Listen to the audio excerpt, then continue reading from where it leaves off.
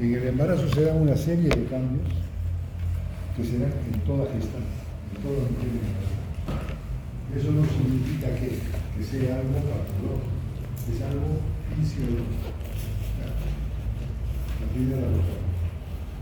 Entonces, dice, la madre durante el embarazo sufre una serie de cambios fisiológicos adaptativos que son secundarios a eventos mecánicos.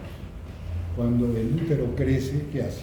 Desplaza la vejiga hacia abajo, los pulmones hacia arriba, los intestinos a los costados, etcétera, etcétera. Y de otro lado, son cambios que suceden al incremento de una serie de hormonas que normalmente existen en el cuerpo de la madre y algunas que van a aparecer durante el embarazo y que generalmente son producidas por la placenta y la vecina. Entonces, el feto dentro del útero, ¿qué cosa necesita un feto para desarrollarse adecuadamente? ¿Qué necesita?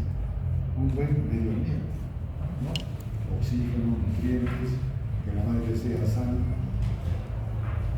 Por eso que cuando una pareja decide tener un hijo, lo que tiene que hacer es ¿qué cosa? Una consulta preconcepción, una consulta pre-embarazo. ¿Por qué? Supongamos que la pareja, uno de ellos tiene una tuberculosis activa, pulmonar activa, y se embaraza, y los pulmones tienen que incrementar el aparato respiratorio, su función se va a agravar y se va a morir. Supongamos que tiene hipertiroidismo, sin tratamiento, va a llegar a una tormenta tiroidea y se va a morir. Una paciente con una insuficiencia renal o una enfermedad renal crónica. Por eso es importante la consulta preconcepcional. Una mujer obesa. Igual. Entonces, la pandemia más grande en este momento en el mundo es la obesidad, el sobrepeso y la obesidad. ¿Qué dice la OMS? ¿Dice algo? ¿Has leído algo? No dice nada. En el Perú, ¿dicen algo? Entonces, jóvenes, ustedes tienen que cambiar el mundo. Luchen contra la obesidad, luchen contra el sobrepeso. Es muy rica la comida, peruana, arequipeña, pero cuiden su peso. Al embarazo se tiene que llegar con un índice de masa corporal normal, ¿ya? Y con estilos de vida adecuados. No tabaco, no alcohol, no sedentarismo. Y con todas las vacunas que corresponden, porque nos van a prevenir de una serie de infecciones durante el embarazo que pueden complicar al feto y que pueden hacer un niño, por ejemplo, la rubiola, con ceguera, sordera, cardiopatías, etcétera, etcétera. Por eso es importante la consulta preconcepcional. En Estados Unidos, ¿cuántas parejas hacen la consulta preconcepcional? Mínimo el 80%, mínimo. En Europa de repente un poco más. En el Perú no hay ¿qué se llama? No hay datos estadísticos. Les digo todo esto con pena, porque desgraciadamente ya somos viejos y no vamos a cambiar. Ustedes son los que tienen que cambiar este país. Entonces, si el feto tiene un buen medio ambiente, por ejemplo, una mujer es diabética, ¿ya? Y tiene su tratamiento y mantiene sus niveles normales de glucosa y tiene una dieta adecuada, es como que no tuviese diabetes, porque le va a prodigar, ¿qué le va a prodigar al feto? Un medio ambiente adecuado. Pero si tiene hiperglicemia, ¿qué va a pasar con el feto que tiene buena cantidad de insulina? Macrosomía. Así de fácil. Ahora, al revés, si no tiene los nutrientes y el aporte de lo que necesita para crecer y desarrollarse, va a tener un feto con una restricción del crecimiento y con un pronóstico a largo plazo de una serie de enfermedades. Por eso, antes de embarazarse, consulta preconcepción. Ahora, durante el embarazo, la madre tiene que prepararse ¿para qué? Para el embarazo mismo, para el momento del parto y después para la lactancia. ¿Ya? En el control prenatal tiene que ir incluida la capacitación, la información sobre todo esto. La siguiente. Bueno, como dijimos, en el embarazo todos los órganos, sistemas, aparatos sufren cambios. Comenzaremos con el aparato reproductor. El útero, que es chiquito, al final del embarazo, crece tremendamente. Y si es que es un embarazo múltiple, imagínense, y si son 7, 8 fetos, fíjense la capacidad que tiene para poder distenderse, crecer. Entonces, el útero tiene 3 capas. A ver, vamos a la siguiente, después regresamos. Tiene 3 capas. Una serosa que es como un manto que cubre el útero integralmente, cubre los ligamentos redondos. ¿Ya? Esa es la capa serosa, que está conformada por fibras longitudinales. Las 3 capas tienen fibras musculares lisas. ¿Ya? En cambio, en el miometrio, ven acá, las fibras musculares se entrecruzan y en el entrecruzamiento dejan espacios donde están los vasos. Es puro músculo. Entonces, ¿qué función tiene esto? La función que tiene el útero fundamentalmente es de albergar al feto, permitir el embarazo y, terminado el embarazo, ir al parto. Entonces, una vez que sale el feto, una vez que sale la placenta, a través de las contracciones uterinas, ¿qué tiene que pasar? Que donde estuvo insertada la placenta han quedado vasos abiertos que tienen que cerrarse, tienen que obliterarse. ¿Y qué hace el útero? Al contraerse, cierra estos vasos. Recuerden siempre que la principal función del útero después del parto es la contracción uterina para evitar la hemorragia postparto. También recuerden de que la primera causa de muerte materna es la muerte de una mujer durante el embarazo, el parto o el puerperio. La primera causa de muerte materna en el mundo de la hemorragia postparto, 60% aproximadamente. Y obvio que es más frecuente en los países de menor nivel socioeconómico. Entonces, la principal función después del parto en el útero, contraerse y cerrar estos vasos.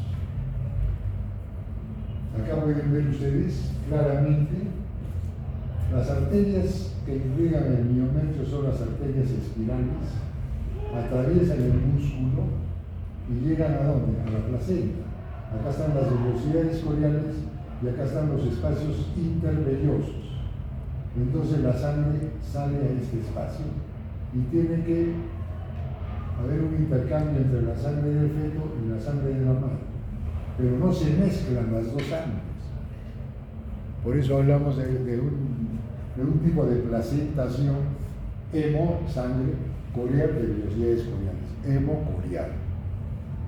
Entonces, los nutrientes, las sustancias que van a llegar a la circulación fetal tienen que atravesar el epitelio de la velocidad corial, el mesénquima, e invadir e ingresar a los vasos coriales, que son los vasos fetales. ¿Ya? Recuerden, la presentación humana es hemocorial. Ahora, en la capa interna del útero, o sea, donde está el endometrio en el embarazo cambia de nombre por el D de síndrome.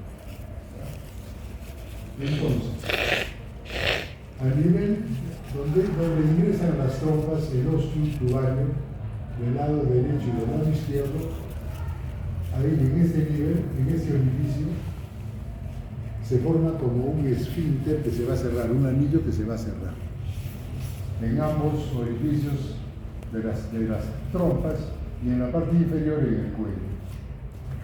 De tal manera que toda la cavidad donde está alojado el feto está cerrada. Las membranas que forman esta cubierta son el colon y el ano. El ano es el que está pegado al feto y el colon al útero. Entonces, salió la placenta y la sangre sigue saliendo. Se contrae el útero, se contrae el útero y se acabó la hemorragia. Entonces, la primera causa de hemorragia posparto, atonía uterina. ¿Qué es lo que tenemos que dar? Oxitocina, las drogas que estimulen la contracción uterina. ¿Por qué es importante que acá a este nivel el orificio cervical interno se cierre? ¿Por qué? Si el cuello está abierto y la mujer está de pie por gravedad, se va a salir el embarazo. ¿Sí? Pero eso no sucede, ¿por qué? Porque el cuello se cierra. La siguiente, por favor.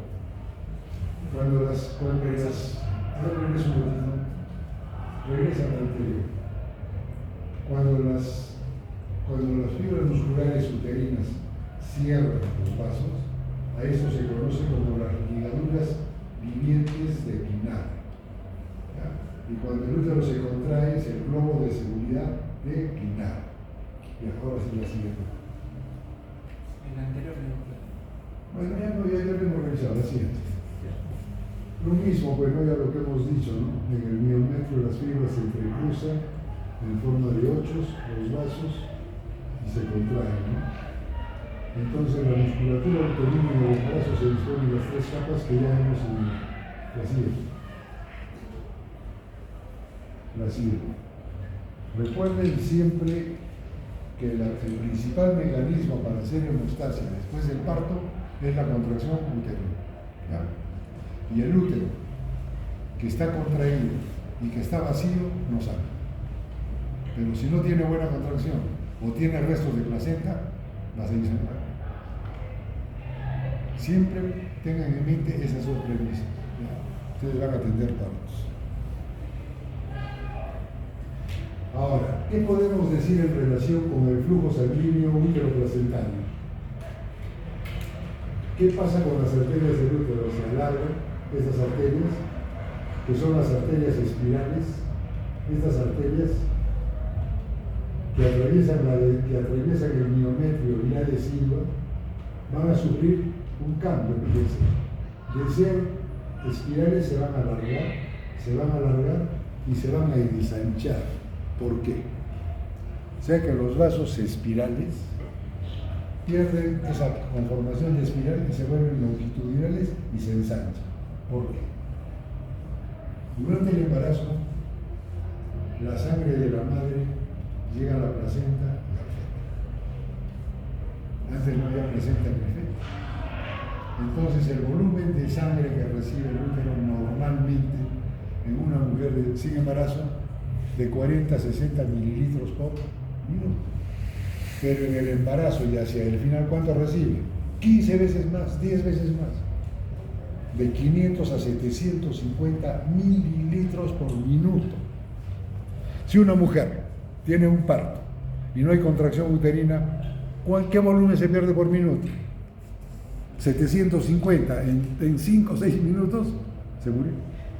Se quedó sin sangre. ¿Se dan cuenta de la importancia del sangrado después de un parto? ¿Sí? ¿Queda claro? Queda claro. Entonces estos vasos, para albergar ese mayor volumen sanguíneo, ¿qué tienen que hacer? Vasodilatarse. Y para que esto suceda tiene que haber una remodelación endovascular. El trofoblasto extravelloso, va a reemplazar a la capa íntima de la arteria, del endotelio, y a la capa muscular.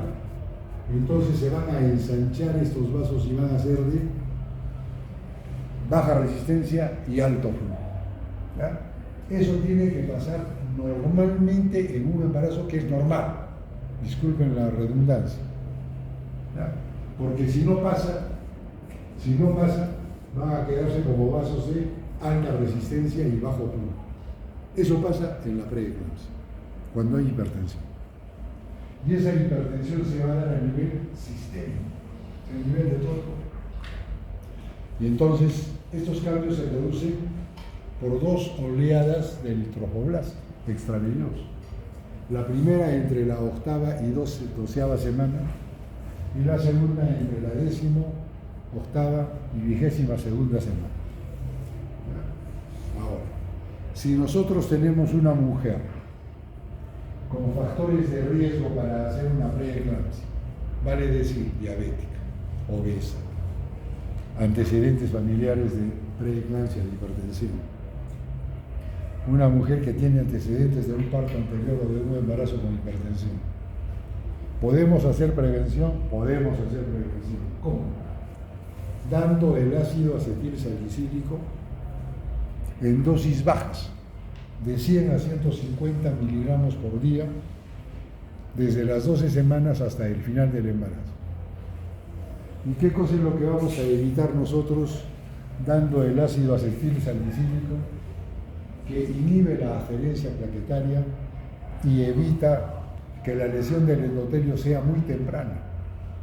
Entonces evita que la preeclampsia se dé antes de las 34 semanas. ¿Y por qué hablamos de las 34 semanas?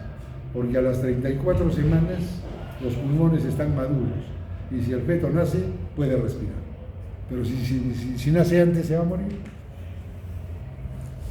por distrés respiratorio, insuficiencia respiratoria, membrana iónica. Entonces, ¿se puede hacer prevención? Se puede hacer prevención. Entonces, la primera oleada de las 8 a 12 semanas. Si nosotros hacemos una ecografía Doppler de las arterias uterinas en la madre, vamos a encontrar que el índice de pulsatilidad está por encima del percentil 95 cuando no ha habido remodelación. Va a ser preeclampsia. Ácido acetilsalicílico, calcio. Eso nos permite que la madre llegue a las 34 semanas por lo menos. La preeclampsia mata a la madre y mata al feto. Es una de las enfermedades que hoy en día en el mundo moderno, en países desarrollados, es la primera causa de muerte materna. Y en el Perú, en algunos hospitales, en salud, primera causa de muerte materna. En el MINSA, segunda causa de muerte materna. En el Honorio hemos tenido más de un año ya, como primera causa de muerte materna, la enfermedad hipertensiva en el embarazo. Entonces nosotros hacemos esa ecografía Doppler y sabemos, por el índice de pulsatilidad, si es que ha habido remodelación o no. La siguiente. Si hubiese alguna duda al final, por favor, para no interrumpir. Acá ven, ¿no? Fíjense, acá ven ustedes claramente cómo el vaso, esta arteria, ya no tiene endotelio ni capa muscular, ya dilatada, ¿no? Embarazo normal. En cambio acá no. Fíjense, es un vaso estrecho al lado de este, y entonces nosotros con la ecografía nos damos cuenta de esto y lo que podemos hacer es ácido acetilsalicílico. La siguiente. Perdón, un ratito. ¿Qué elementos intervienen en la vasodilatación? Fundamentalmente es el óxido nítrico. Entonces se va a estimular la óxido nítrico sintetasa por efecto de qué hormonas? La progesterona, los estrógenos, otros factores, la activina, el factor de crecimiento placentario y el factor de crecimiento endotelial. Disculpen, no sé por qué esta diapositiva se ha montado, por eso te decía que la revises. Otros factores que aumentan el flujo placentario son todo lo que disminuye la resistencia a la angiotensina, como son la relaxina y las adipocitoquinas como la severina y la bisfatina. Que igualmente hay cambios a nivel de la circulación fetal. O sea, fundamentalmente, en resumen, incremento de oxioglina. Es el vasodilatador por excelencia. Entonces, la siguiente oración. Durante el embarazo, para que haya una buena remodelación de los vasos espirales, necesitamos de que tanto los factores angiogénicos que favorecen esta remodelación estén en equilibrio con los factores antiangiogénicos. En Estados Unidos, en una gestante de 10 semanas, por ejemplo, ya pueden usar estas sustancias. El SFLT1, la tirosinoquinasa 1 y la endoglina, que son antiangiogénicos. Entonces, hay un software donde ven factores de riesgo, obesidad, hipertensión, estos marcadores séricos. Y entonces hay un puntaje que va a decir si va a ser preeclampsia o si tiene alto riesgo de hacer preeclampsia hacia la depresión, cáncer. Y de esa manera ya saben cómo prevenir. Si están en equilibrio, ¿qué significa? Que se van a expresar, pues, ¿no? O sea, van a actuar a nivel de sus receptores en el vaso y va a haber vasodilatación. La célula endotelial es sana, vasodilata, disminuyen los factores procoagulantes y hay una regulación del endotelio, no hay aumento de la permeabilidad. En cambio acá todo lo contrario, ¿no?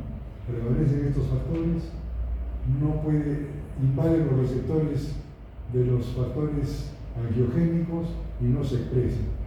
Vasoconstricción, disfunción endotelial, habrá que se llama incremento de los factores procoagulantes y hay aumento de la permeabilidad del endotelio de hemo, ¿no? Se dan unas reglas, así. Ahora vamos a ver qué cambios hay a nivel del útero. El útero aumenta de tamaño por elongación, por distensión, por el crecimiento del feto, el líquido amniótico, y también por hipertrofia de sus fibras, fundamentalmente estrógenos y secundariamente progesterona. Fíjense, un útero no grávido, ¿cuál es su capacidad? ¿Cuál es la capacidad de la cavidad endometrial? De 5 a 10 mililitros, casi nada. Pero al final del embarazo puede llegar a 5.000 mililitros. Embarazo único, múltiple, puede llegar mucho más. En sus diámetros longitudinales de 6 a 8 centímetros sin embarazo, puede llegar a 33 centímetros o más. En el sentido transversal de 4 a 5 acá puede llegar hasta 22 centímetros. El peso, fíjense. ¿Cuánto pesa un útero no gestante? De 30 a 70 gramos, algunos dicen hasta 80, y al final del embarazo puede llegar a 1.500 o más. El flujo sanguíneo, como les había dicho, de 40 a 60 puede llegar hasta 500 a 750 mililitros por minuto, o sea, 10 a 15 veces más. Y así. Ya, el útero durante el embarazo crece. Entonces, hasta la 9ª semana no se hace, o sea, no sale de la pelvis. Llega al borde superior del pubis. 9ª, 10ª semana. Pero a partir de las 12 semanas ya lo podemos formar nosotros en la cavidad abdominal. Si nosotros tenemos una gestación de 8 semanas, estamos en la periferia y no tenemos ecógrafo y queremos saber si hay embarazo. La señora viene a preguntar si está embarazada o no. Tiene un retraso menstrual de 8 semanas. Tiene vida sexual activa y no hace uso de métodos anticonceptivos de alta eficacia. Entonces no tenemos ecógrafo. ¿Qué tenemos que hacer? Un tacto. Hacemos un tacto vaginal bimanual y si encontramos en el útero más o menos es del tamaño del puño de la mano, así es un útero de 8 semanas. Y si está reblandecido y está aumentado de tamaño, es una gestante muy probablemente, ¿no? Porque para hacer el diagnóstico de certeza del embarazo, ¿qué tenemos que tener? Tenemos que ver a través de una ecografía. Tenemos que ver movimientos fetales. Que a veces en una gestación ya de la segunda mitad en adelante podemos ver la pared abdominal y vemos cómo recta, ¿no? Los movimientos del feto. O los percibe normal. O de repente con un estetoscopio o un Doppler o con una ecografía podemos ver los latidos cardíacos del feto o del embrión. Eso es diagnóstico de certeza del embarazo, ¿no? Entonces, gestación de 12 semanas. Este es el ombligo y este es el pubis. A las 16 semanas más o menos está entre la cicatriz umbilical y el pubis. a las 36 semanas, 38 semanas, esté en el reborde costal, pero a las 40 semanas baja ligeramente. ¿Por qué? Porque ya disminuye el volumen de líquido amniótico y la presentación fetal desciende. O sea que en vez de seguir creciendo, disminuye un poquito la altura uterina. Ahora, ¿qué pasa de acá a acá? Dicen que de las 20 semanas a las 34 semanas, el número en semanas del embarazo se corresponde con el número normal. Por ejemplo, 20 semanas, 20 centímetros. 25 semanas, 25 centímetros. 30 semanas, 30 centímetros. En una gestación de término, la altura uterina oscila entre 31 a 35 centímetros. Normalmente. ¿Ya? Así es. Durante el embarazo pueden haber contracciones a nivel del útero, sí pueden haber contracciones. En primer lugar tenemos en el segundo trimestre las contracciones tipo A o contracciones de Álvarez. Pero son contracciones muy localizadas, muy pequeñas y de baja intensidad que no causan dolor y que simplemente dicen, no, la gestante, por acá se me pone duro, por acá. Pero esas no van a llegar, por ejemplo, a producir un trabajo de parto.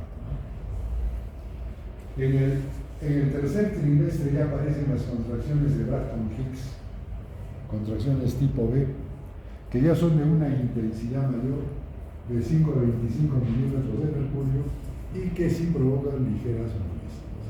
Pero son contracciones localizadas que difícilmente van a llevar a un trabajo de parto. ¿Ya? Algunas veces son tan frecuentes y cuando la gestante está cerca del parto, nos puede hacer confundir con un verdadero trabajo de parto y simplemente es un falso trabajo de parto. Contracciones de Braxton-Hicks, la siguiente. Ya, hay algunos signos que nos permiten a nosotros hacer el diagnóstico de probabilidad de embarazo. Entonces, normalmente el cuello y la vagina son rosadas, pero en el embarazo el cuello y la vagina se tiñen de color violáceo. Esto también puede suceder, por ejemplo, cuando se usan anticonceptivos hormonales que favorecen una congestión vascular y no hay embarazo. Por eso es un signo de probabilidad de embarazo. ¿Ya? Entonces, cuando encontramos teñido el cuello y la mucosa vaginal, hablamos del signo de Chadwick, otros lo dicen el signo de Jack-Kemia. Palpamos la punta del cuello y va a tener la consistencia de la punta de la nariz en el embarazo. Del pabellón de la oreja, blando, ¿no? Pero la punta de la nariz, cuando no está embarazada, es más dura, ¿sí? Ese es el signo de G.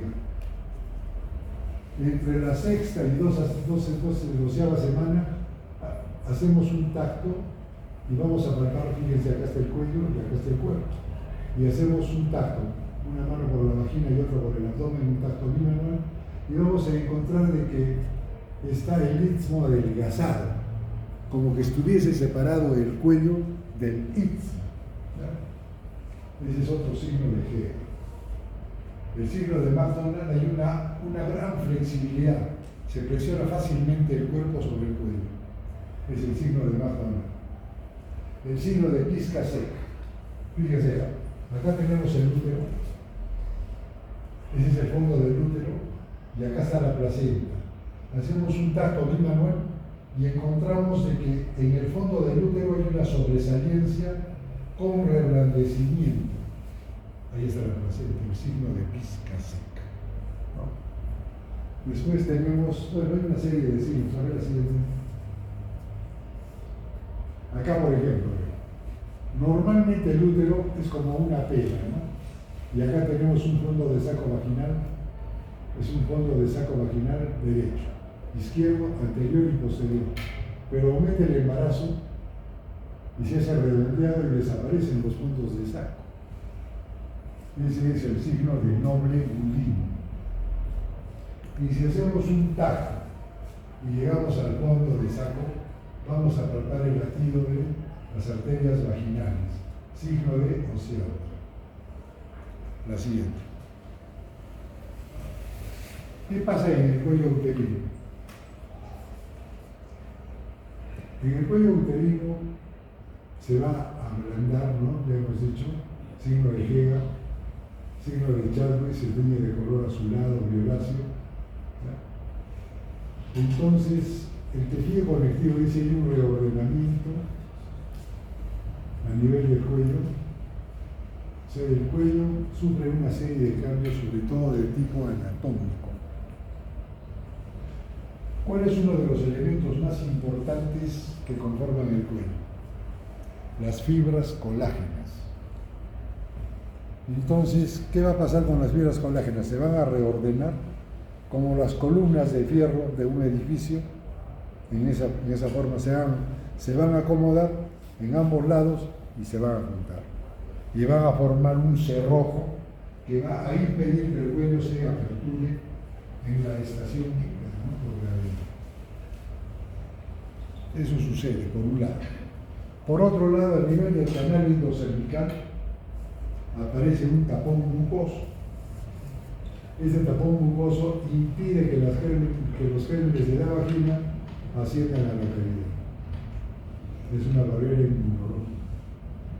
Cuando está por comenzar el trabajo de parto, se expulsa este tapón mucoso y es un signo que nos avisa que de repente el parto está por comenzar.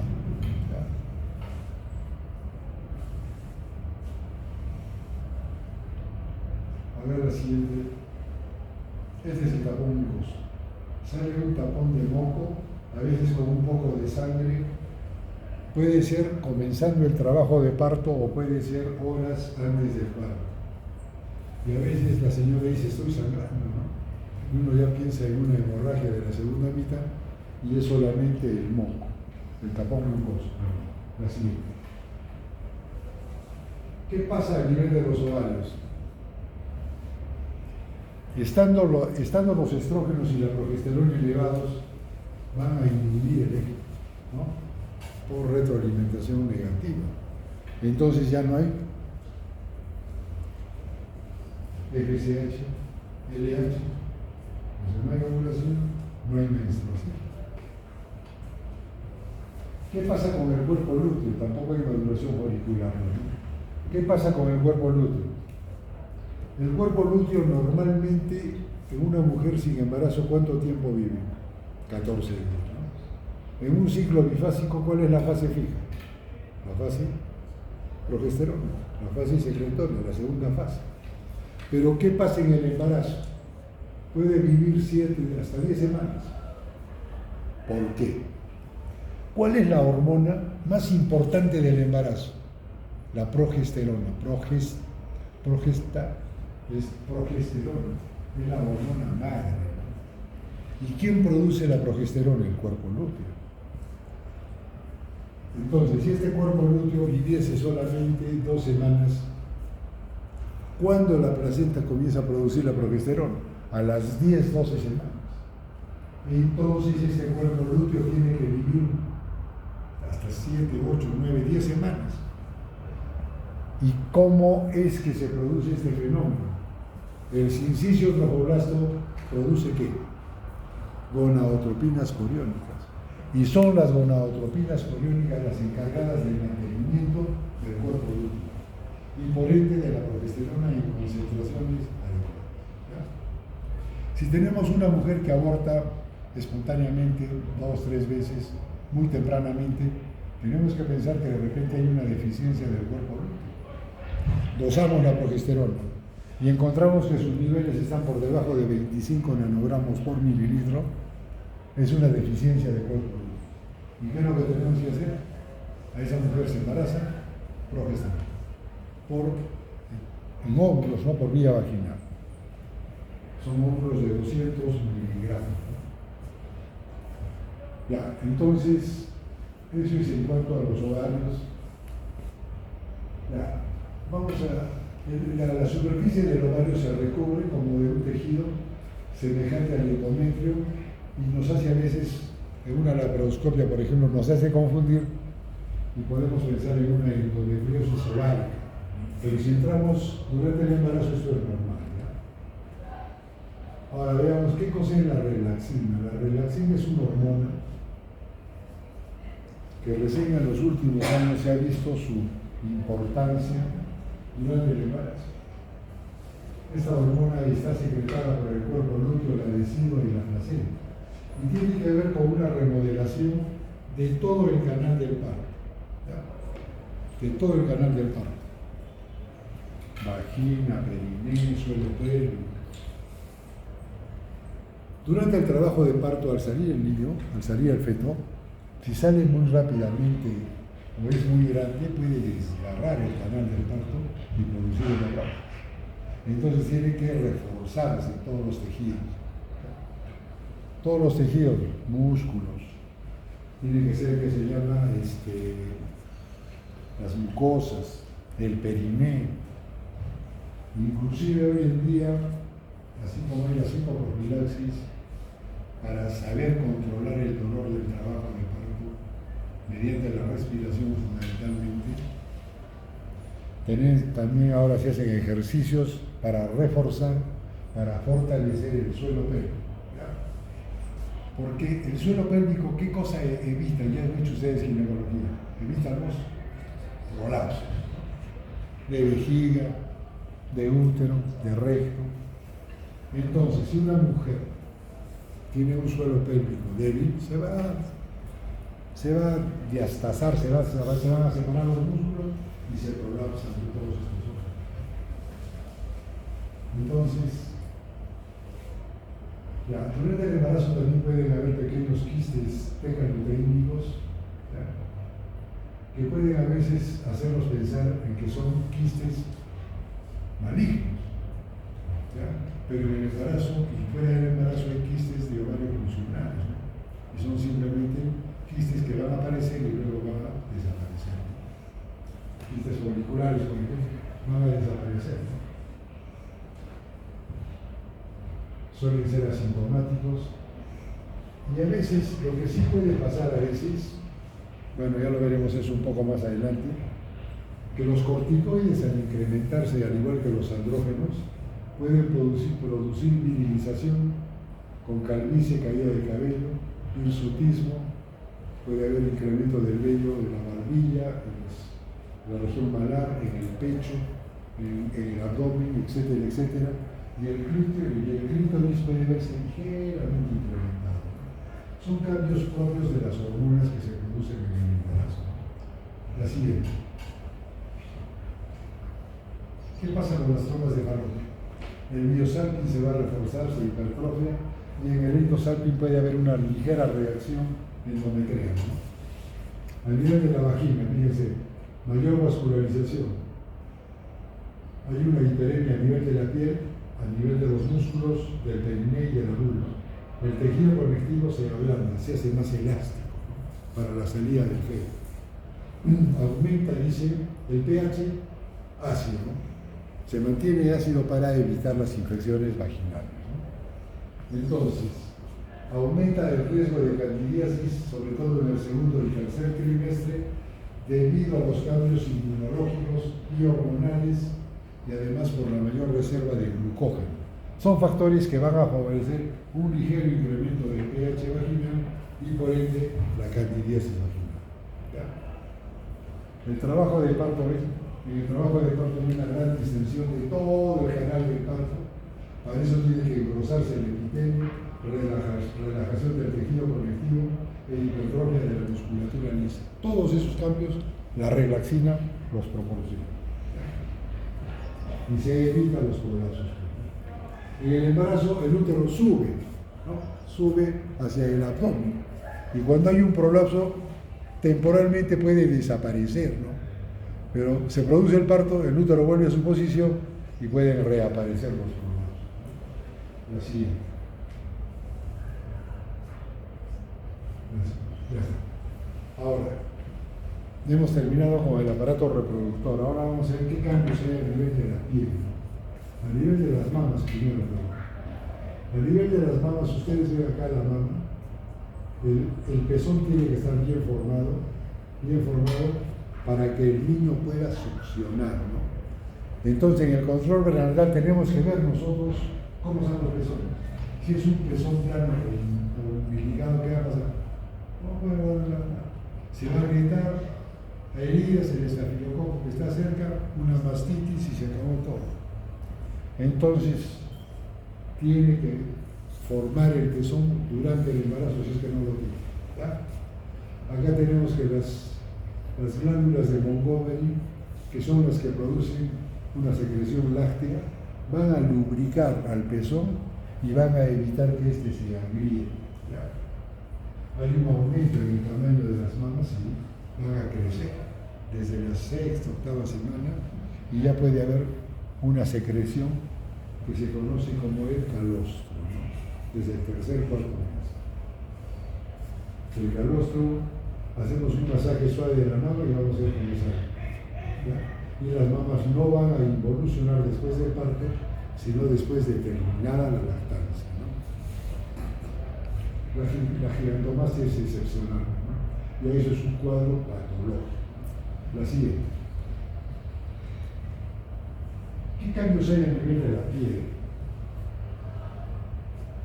Va a haber una hiperpigmentación, como ven acá, como ven los labios, y a esto se conoce como el cloasma gravídico, o como dicen, la máscara, ¿no? Y que va a desaparecer después del parto, ¿no? Y esto está relacionado fundamentalmente ¿a qué? Al incremento de los estrógenos.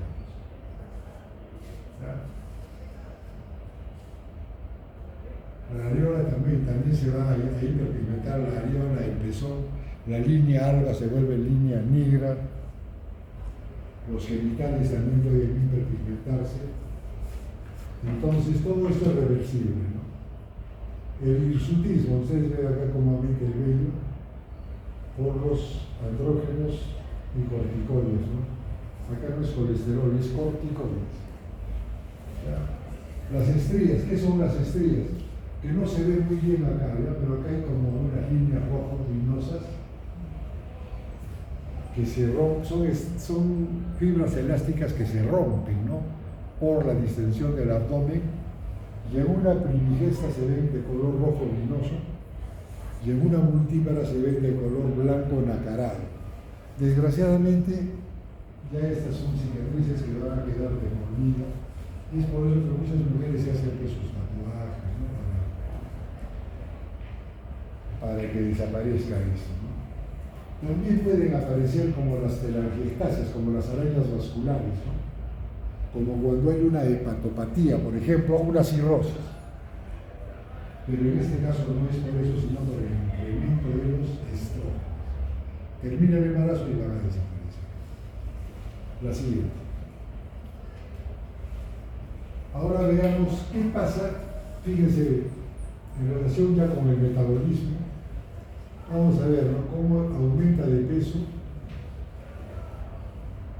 el feto, la placenta, el líquido amniótico, el útero, las mamas, sangre, fluido extravascular, las reservas de grasas. Fíjense, a las 10 semanas, ¿cuánto incrementa el peso? 650 gramos. A las 20 semanas, 4 kilos. A las 30 semanas, 8 kilos, y a las 40 semanas, 12.500 gramos. En una mujer con un índice de masa corporal normal, el incremento de peso debe ser aproximadamente, en los 9 meses, más o menos unos 12 a 13 kilos. Es un poco mayor cuando tiene bajo peso y es un poco menor cuando tiene sobrepeso u obesidad, como veremos más adelante, ¿verdad? Entonces acá simplemente este cuadro para que lo revisen, ¿no? Fíjense el líquido amniótico cómo va aumentando hacia el final del embarazo, el peso del feto. 40 semanas en promedio más o menos en nuestro país, 3.400. La placenta pesa 1 quinto o 1/6 de lo que pesa el feto, 650 gramos. El útero puede llegar casi a 1 kilo.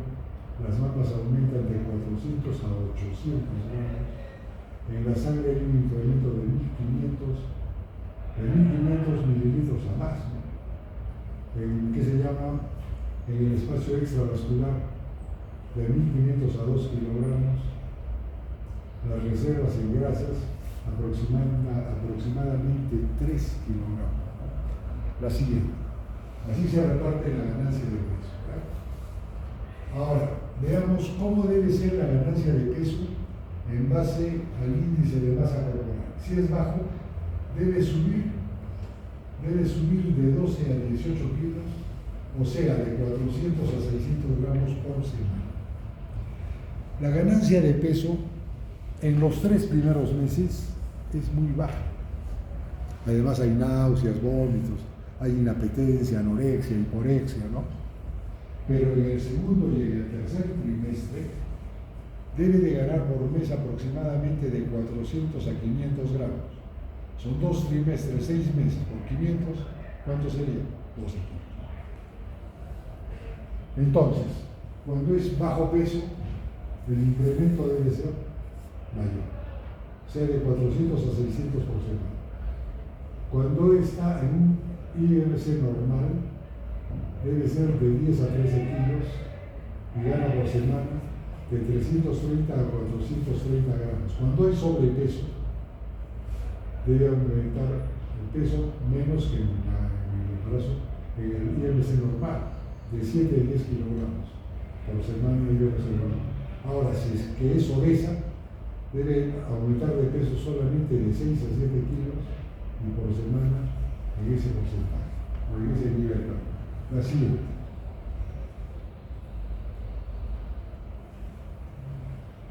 ¿Qué cambios se dan a nivel del metabolismo de los carbohidratos? Fíjense.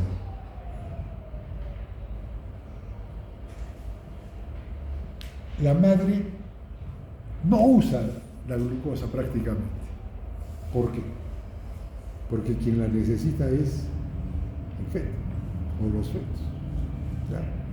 Y para que la madre no use la glucosa en el embarazo, ¿qué tiene que pasar? Tiene que aparecer alguien que cree resistencia a la insulina. ¿Sí? De ahí está el actor placentario, la progesterona, los estrógenos, los corticoides, y entonces por transporte activo atraviesa la glucosa a la placenta y llega.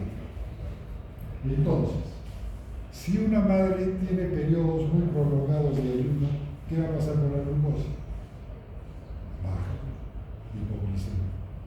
Por eso recomendamos que la dieta no tenga espacios muy largos sin comer, ¿verdad? Porque el feto necesita de la glucosa. Una madre, por ejemplo, a ver, ayer en las prácticas era una madre que había comido en la noche anterior, estaba en trabajo de parto, eran 10 de la mañana, y en el monitoreo no había casi movimientos, ¿no? No había casi movimientos. ¿Dónde está Cristian? Sí, no había casi movimientos, ¿no? Entonces, ¿por qué? Estaba hipoglicémica, pues. ¿Y qué dije yo? Tráigale un chocolate, ¿no? Que coma algo para que... Entonces, por simple deducción, ¿cómo debe ser la glucosa en ayunas en una gestante? Baja, alta, ¿cómo debe ser? Baja. Si normalmente debe estar por debajo de 100, en una gestante que no tenga diabetes, que no tenga resistencia a la insulina, ¿en cuánto debe estar? 70, 80, ¿no? Pero si encontramos un nivel mayor de 92 miligramos por decilitro, repitamos el examen y si vuelve a salir igual, entonces curva oral de tolerancia a la glucosa, y si está patológica, endocrinólogo, ¿ya? Para descartar una diabetes gestacional o pregestacional. Entonces, ¿qué cosa pasa cuando a ver, fíjense, cambios que provocan, dice en el feto, la glucosa, ¿qué provoca? Hipoglicemia leve en ayuno. Hiperglicemia postprandial. Acá tenemos en rojo una mujer gestante y acá tenemos en azul una gestante. ¿Qué pasa con la glucosa? Fíjense, en una mujer que no tiene embarazo, sube la glucosa a 90, a 100, 110 y ahí cae. Pero una mujer gestante puede llegar a 120 o más en el periodo postpandreal normalmente. ¿Ya? ¿Y qué pasa con la insulina?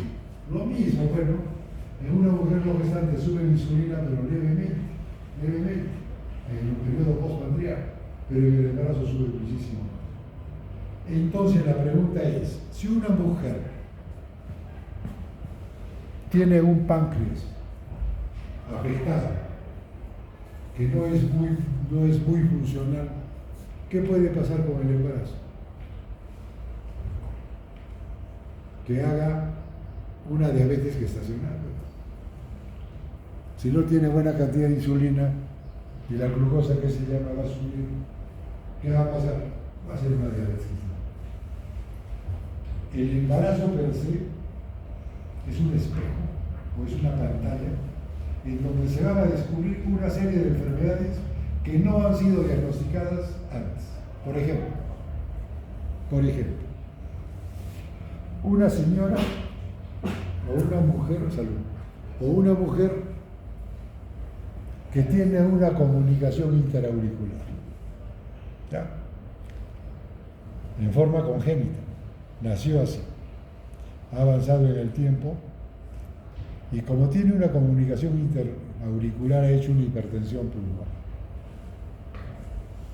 Avanza el embarazo y de repente la paciente llega con insuficiencia respiratoria, con insuficiencia cardíaca. La evalúa el cardiólogo de hipertensión pulmonar. Busca las causas y encuentra en una ecocardiografía comunicación interauricular. ¿Cómo se descubrió esta patología? Por el embarazo. Porque si no está embarazada no pasa nada. De repente ya con mayor edad se hubiese hecho una insuficiencia cardíaca, respiratoria, ¿no? A ver, una mujer que es hipertiroidea asintomática, todavía no tiene resultados, no tiene negocio, etcétera, etcétera, intolerancia al calor, entonces se embaraza. ¿Qué pasa si se embaraza?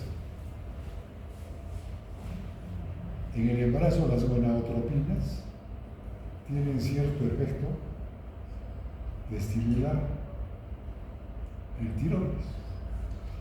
¿Por qué? Porque las gonadotropinas coriónicas o las gonadotropinas coriónicas tienen dos cadenas, son hormonas proteicas alfa y beta. Y la alfa es igual que la TSH, o sea que incrementa la función tiroidea. Por eso de que las mujeres gestantes todas tienen un ligero hipertiroidismo en el primer trimestre del embarazo. Entonces, si es una mujer es hipertiroidea y se embaraza, y va a aumentar la TSH, la T3, la T4, perdón, va a caer la TSH, aumenta la T3 y la T4, va a ser un hipertiroidismo. Y recién lo diagnosticamos como el embarazo. Por eso el embarazo es un telón que se abre para muchas enfermedades que no se conocían. Entonces, ¿qué dice acá? Entonces en el embarazo va a haber hipoglicemia leve en el ayuno, hiperglicemia postpandreal, hiperinsulinemia postpandreal, resistencia periférica a la insulina. Entonces, ¿quién es la hormona más importante en esta función? La placenta. ¿Cuándo o en qué época del embarazo se secreta en mayor cantidad la tóxina placental? Entre las 24 y 28 semanas. Entonces, mujer con factores de riesgo para hacer una diabetes gestacional, hacer una curva oral de tolerancia a la glucosa entre las 24 y 28 semanas. Y si es patológica, esa mujer va a ser una diabetes gestacional. Diabetes gestacional es la diabetes que se da en la segunda mitad del embarazo, o mínimo a partir del segundo trimestre, pero no antes. Si es antes, es una diabetes tipo 2 o tipo 1, una diabetes mellitus tipo 2 o tipo 1. La siguiente. ¿Qué pasa con el metabolismo de los lípidos? Fíjense. Entonces, la madre, ¿qué sacrifica en su alimentación en beneficio del feto? Los carbohidratos y los aminoácidos. Eso necesita. Entonces, su metabolismo, ¿en base a qué nutrientes lo hace? en base a los lípidos. Y por eso hay un incremento de los lípidos. Se aumentan todos los lípidos. Los triglicéridos, se aumenta el LDL, el colesterol, el HDL, todos los lípidos se incrementan, pudiendo llegar en los estudios en sangre. Si normalmente en lípidos totales llegamos a 600 miligramos por decilitro, en el embarazo podemos llegar a 900, 1000, normalmente. Porque la madre se vale de los triglicéridos para su metabolismo, si no, usaría carbohidratos y aminoácidos, no proteínas. Entonces hay un aumento, como dice acá, los triglicéridos aumentan de 2 a 3 veces, puede llegar hasta 300 miligramos por decilitro, aumenta el colesterol, más hacia el final dice un 50-60%, el HDL también. Entonces todos estos cambios de los lípidos que se han incrementado van a retroceder o desaparecer a las 6 semanas del posparto. ¿Por qué nosotros decimos de que el puerperio dura 6 semanas? ¿Por qué? Porque todos los cambios que se han producido durante el embarazo a las 6 semanas desaparecen. Por eso hablamos del puerperio que dura 6 semanas. Si es que pasan las 6 semanas y, por ejemplo, estuvo la glucosa elevada y sigue elevada, pensemos en que de repente es una diabetes. Si llegamos a las 12 semanas y no se normaliza, es una diabetes. Igualmente con la presión. Si se incrementa, igualmente, ¿no? La siguiente. ¿Qué podemos decir en relación con las proteínas? Fíjense, los aminoácidos son transportados activamente a través de la placenta. Al final del embarazo hay una ganancia de 1000 gramos en proteínas, de los cuales son 500 gramos son para el feto y la placenta, y los otros 500 van a ser para la madre. Útero, las proteínas contráctiles de las fibras musculares, la actina, la miosina, a nivel de las mamas, a nivel de la sangre, la hemoglobina para el incremento de los glóbulos rojos. Y entonces los requerimientos en proteínas, normalmente en una mujer no gestante son de 1.22 gramos por kilo por día. En el embarazo es de 1.5 gramos por kilo por día. Si no se han recordado las diapositivas. La siguiente. Entonces vamos a ver acá qué cambios metabólicos se producen.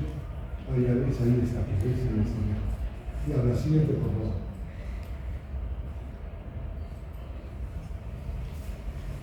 ¿Qué pasa con el metabolismo del fierro? Antiguamente, y el que habla siempre discutía y decía: ¿es necesario a una mujer gestante darle fierro?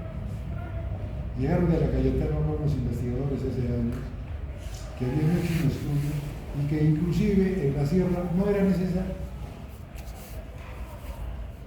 Entonces yo insistía que sí, hasta que finalmente ya hay estudios más que se llama más profundos y elaborados, estudios multicéntricos, me han dado la razón, pues dice que sí. ¿Por qué? Porque si a la mujer no se le agrega en la dieta el fierro, se van a consumir las reservas y al final ¿qué va a hacer? Entonces, ¿qué pasa con el fierro? Los requerimientos del fierro dice que son aproximadamente de 1000 miligramos durante todo el embarazo. ¿Ya? Fíjense, de los cuales 500 van a ser, 500 dice, para los eritrocitos maternos, 300 para el feto y 200 para eliminarse a través del intestino durante los 9 meses. Entonces, fíjense, 500 miligramos de fierro van a ser para los glóbulos rojos que se incrementan durante el embarazo. ¿Ya? Entonces, 300 miligramos van a ser para el feto y 200 miligramos que se pierden todos los días con las deposiciones en la dieta. 1000 miligramos. Entonces, ¿qué tenemos que hacer acá? Una mujer ha menstruado, era la segunda fase, se embaraza, y durante el embarazo, en el primer trimestre del embarazo, no es conveniente indicar el fierro. ¿Por qué? Porque como hay náuseas y vómitos, y el fierro es un irritante gástrico que va a producir, va a incrementar las náuseas y los vómitos. Entonces, donde debemos indicarlo, sí, es en el segundo trimestre y en el tercer trimestre del puerperio, en el posparto, por lo menos hasta el sexto mes, para recuperar ese fierro que se ha perdido y para evitar una anemia ferropénica, microcítica, hipocrónica, ¿no? Fundamentalmente. ¿Ya? La siguiente. ¿Cómo suplementamos el fierro? Fíjense. O mejor diré, ¿qué nutrientes recomendamos en el embarazo? Siempre. ¿Ya? El ácido fólico, desde 3 meses antes del embarazo. El ácido fólico, ¿qué previene? Previene defectos del tubo neural. ¿Ya?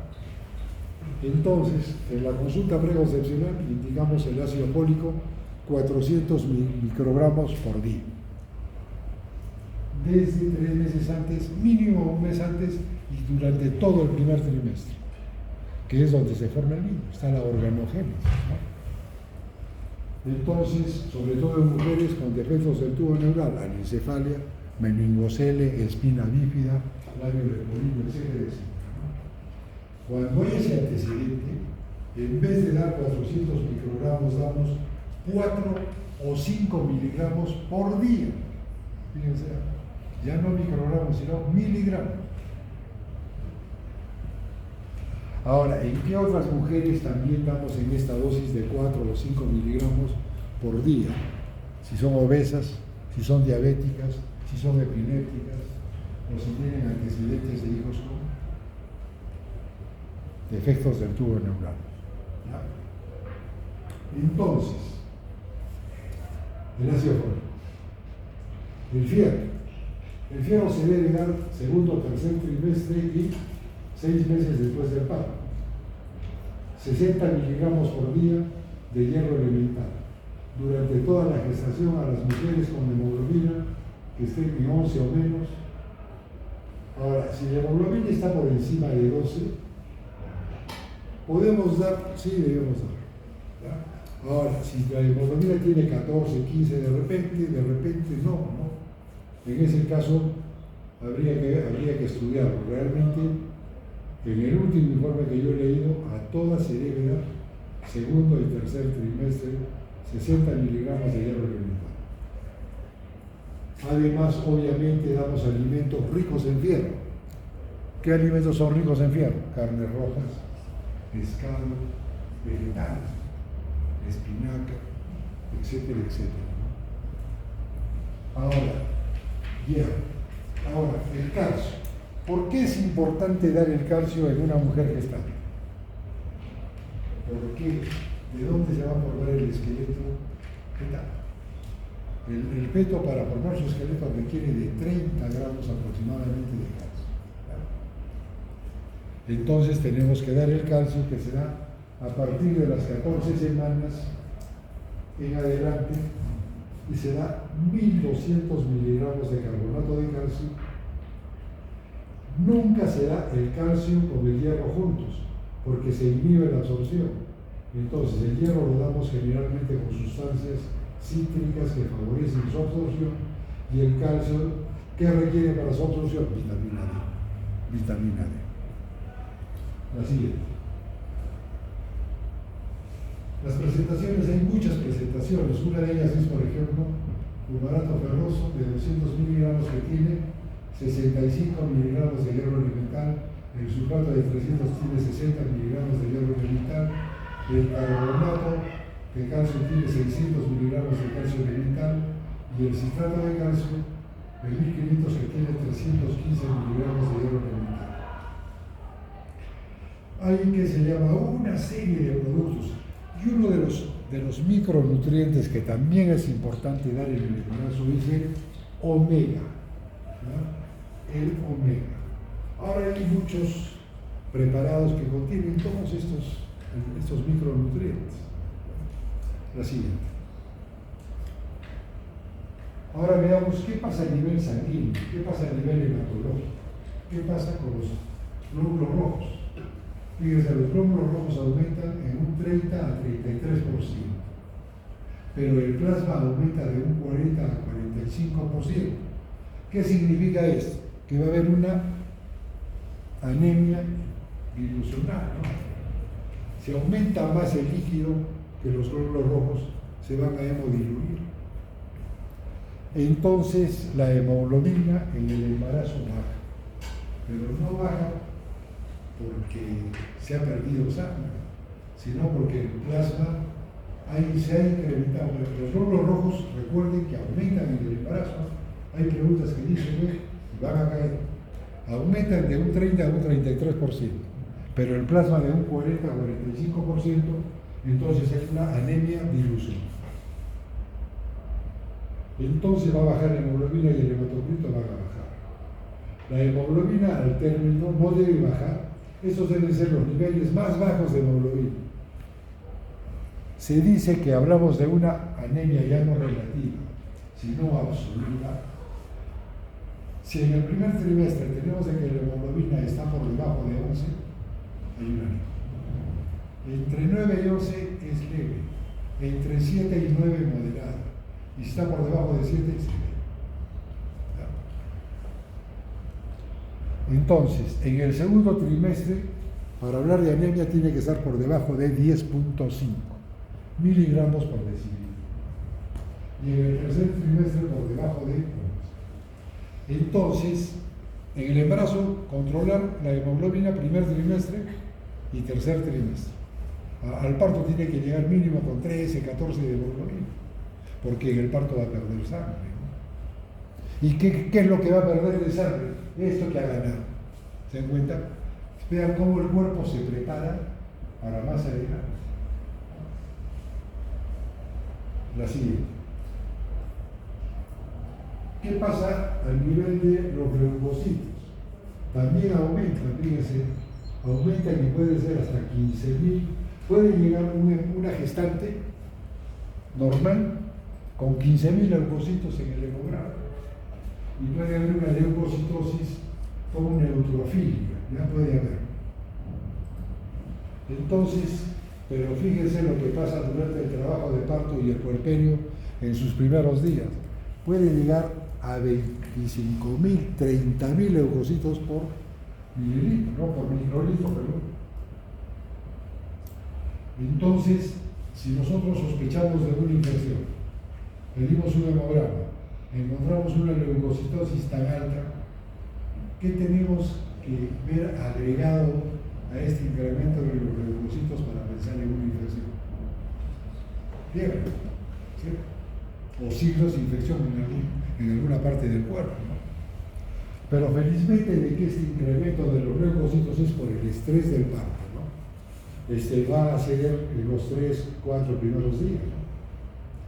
¿Qué pasa con los linfocitos B? No cambia. Los T sí aumentan. Es un incremento relativo. En la relación de los linfocitos T del CD4 con los CD8 no se modifica. La siguiente. Ahora vamos a ver, ya dijimos que había a nivel de los leucocitos una leucocitosis con neutrofilia, ¿no? Ya vimos en el primero, segundo, tercer trimestre. ¿Qué pasa con el sistema inmunológico? El feto y la placenta tienen componentes maternos fetales, ¿sí? La placenta se forma en base a la deciduo basal y el corion frondoso, ¿no es cierto? Tiene componente materno y componente fetal. Y el feto tiene la placenta componente materno y componente fetal. Si el cuerpo de la madre reconoce que en el feto y en la placenta hay proteínas que no son dobles, ¿qué va a hacer? Las va a rechazar. Y no va a permitir el crecimiento de un feto. Se va a abortar. Entonces tiene que haber una inmunosupresión. ¿Claro? Una inmunosupresión que hasta ahora no se ha definido en estricto cómo es.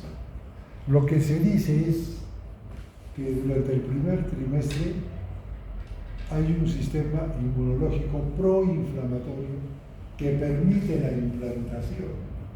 El segundo trimestre es antiinflamatorio para que el feto crezca.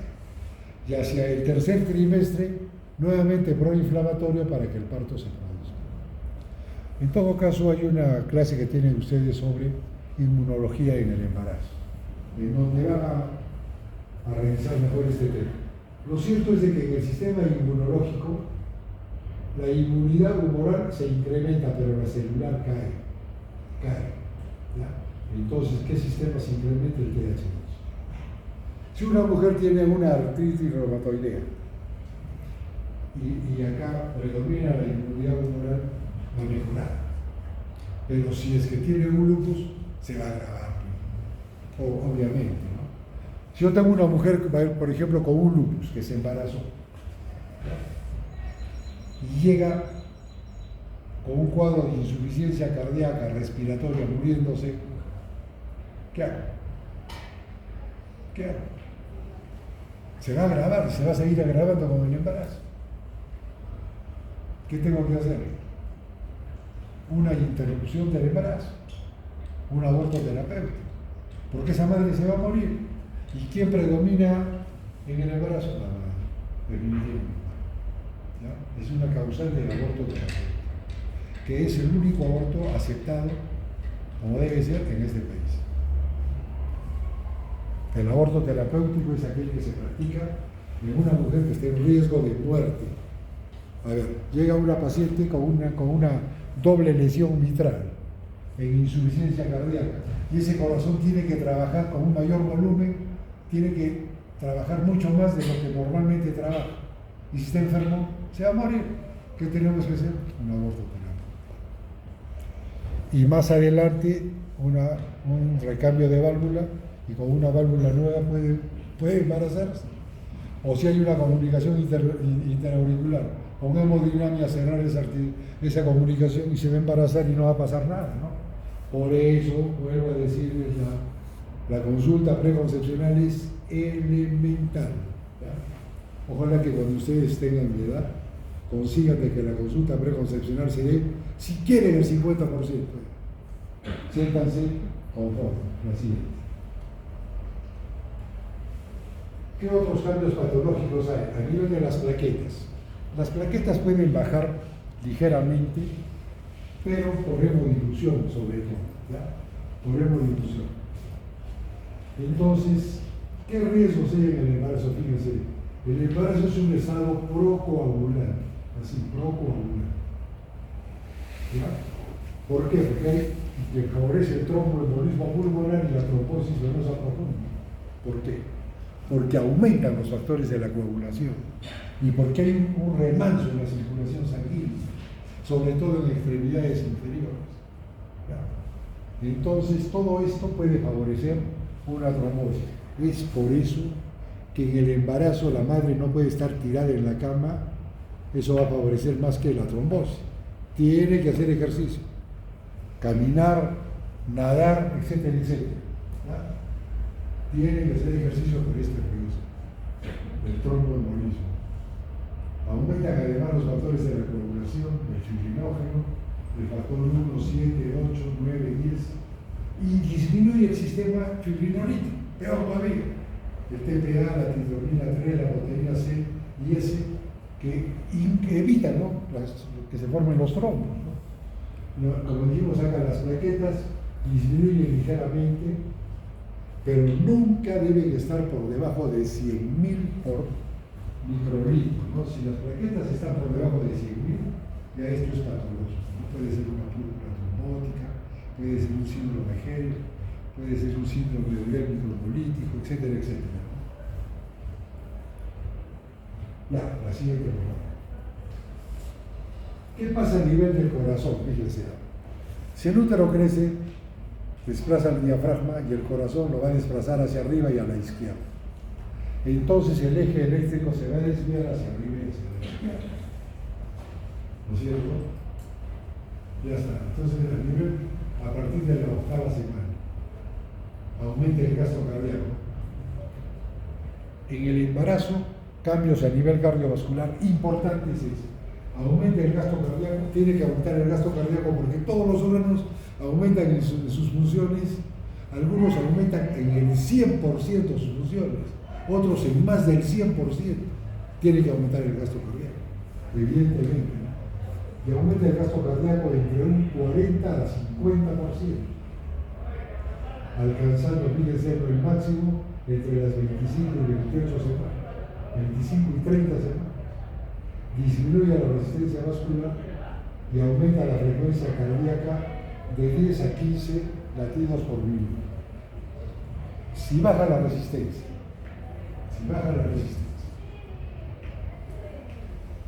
y aumenta, ¿qué se llama?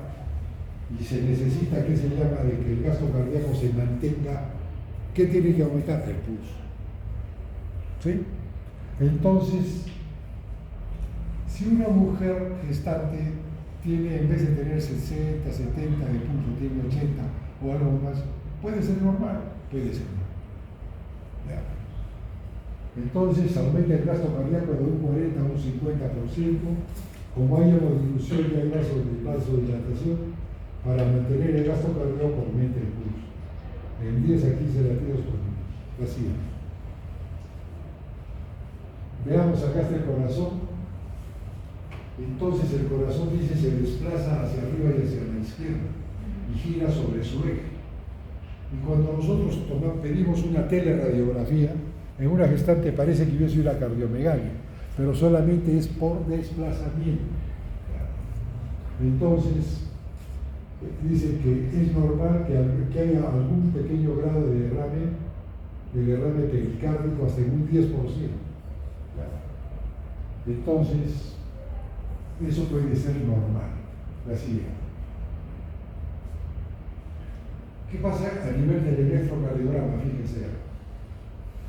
Puede haber una desviación leve en el eje izquierdo, que ya dijimos que es por la posición del corazón. Pueden aparecer ondas Q en las derivaciones 2, 3 y ABF, y las ondas T se pueden aplanar o invertir en las derivaciones que no sé, no dice, pero creo que es 2 y 3. Sí, 2, 3, B1, B2 y B3. Perdón, sí, las derivaciones 3 y también en las incidencias B1, B2 y B3.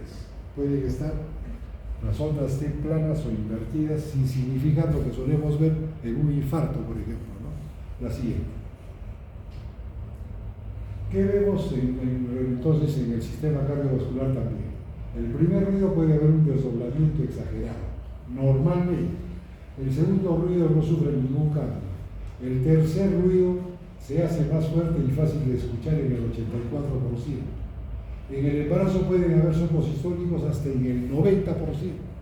Soplos sistólicos, mesocárdicos, transitorios y que van a desaparecer después del embarazo.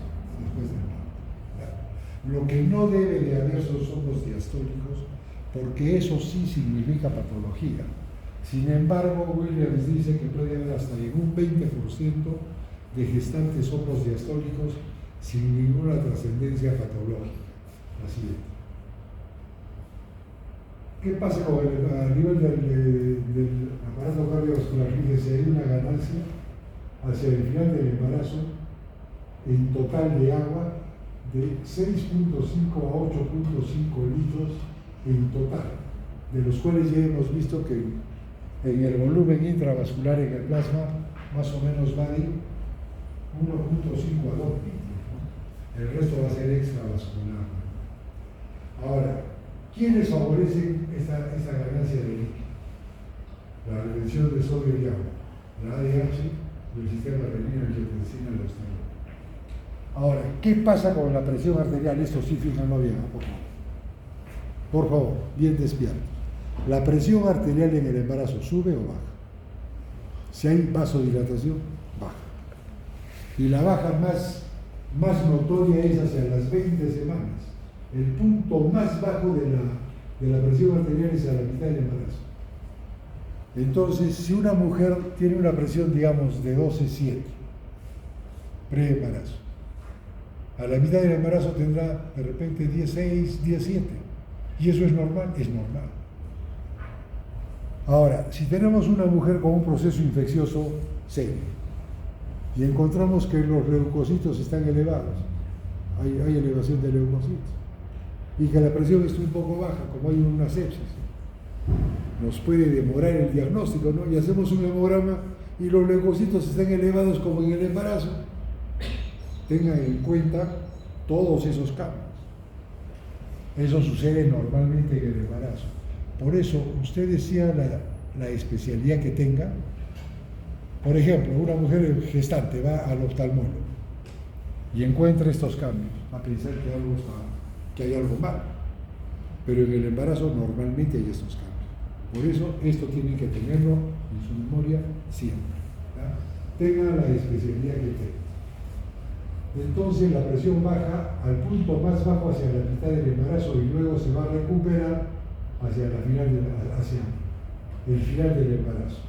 Y esto es fundamentalmente por vasodilatación, gracias a la progesterona, a la relaxina y gracias a los niveles de óxido nítrico que hemos visto.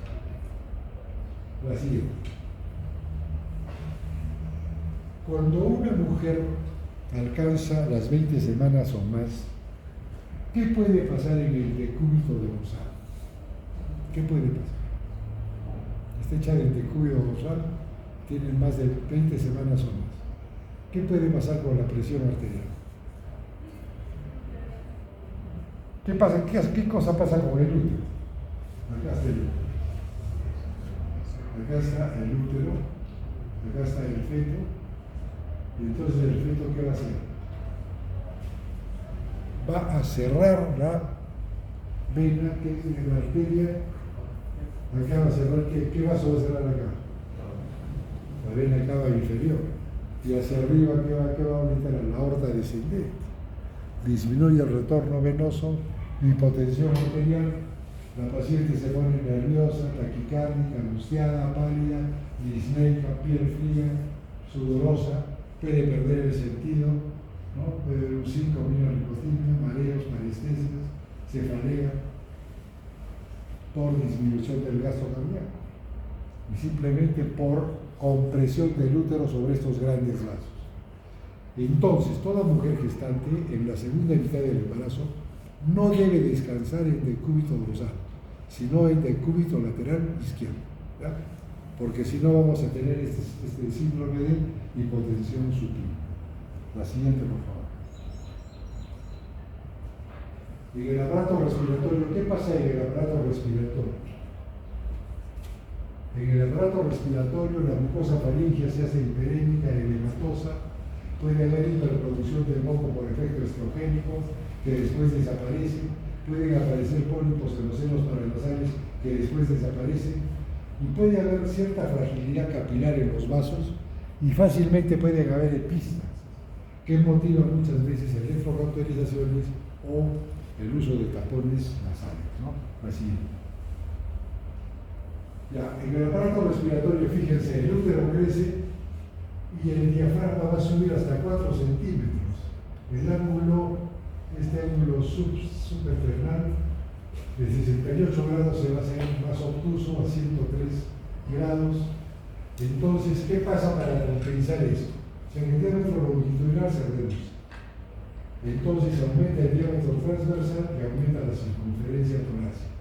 El diámetro transversal aumenta 4 centímetros y la circunferencia aumenta de 5 a 7 centímetros para mantener el mismo volumen de aire que en una mujer no gestante, e inclusive más, ¿ya? Pero no hay polimia, no hay que se llama, eso es lo importante, ¿ya? Aumento del ángulo subcostal, aumento del diámetro transverso, aumenta la circunferencia y se eleva el diafragma. La siguiente. Aumenta la ventilación por minuto, aumenta la ventilación alveolar en un 50 a 70%, disminuye la presión arterial del CO2, pero aumenta la presión arterial del oxígeno. ¿Qué necesita más la madre? oxígeno, ¿sí? Tiene que captar más oxígeno, respira más profundamente, ¿no? Aumenta el volumen diario. Pero al expulsar, o sea, al expirar, debería eliminar el CO2 materno y fetal. Pero no sucede eso. Ha bajado la presión arterial del CO2, pero no como corresponde. Entonces, ¿qué pasa? De que va a haber una alcalosis respiratoria. ¿Ya? Y para compensar esto, a nivel renal se elimina más bicarbonato. Pero esta alcalosis respiratoria, ¿qué función tiene? Fíjense, todo tiene una razón de ser. Una alcalosis respiratoria hace que la unión entre la hemoglobina materna y el oxígeno sea menor.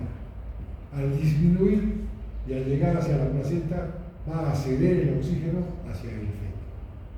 ¿Se dan cuenta? ¿Sí? ¿Se entiende, no? La alcalosis respiratoria disminuye la afinidad de la hemoglobina materna por el oxígeno y eso favorece la transferencia de la hemoglobina materna al feto. La siguiente. Vamos a correr porque ya estamos sobre la hora, creo.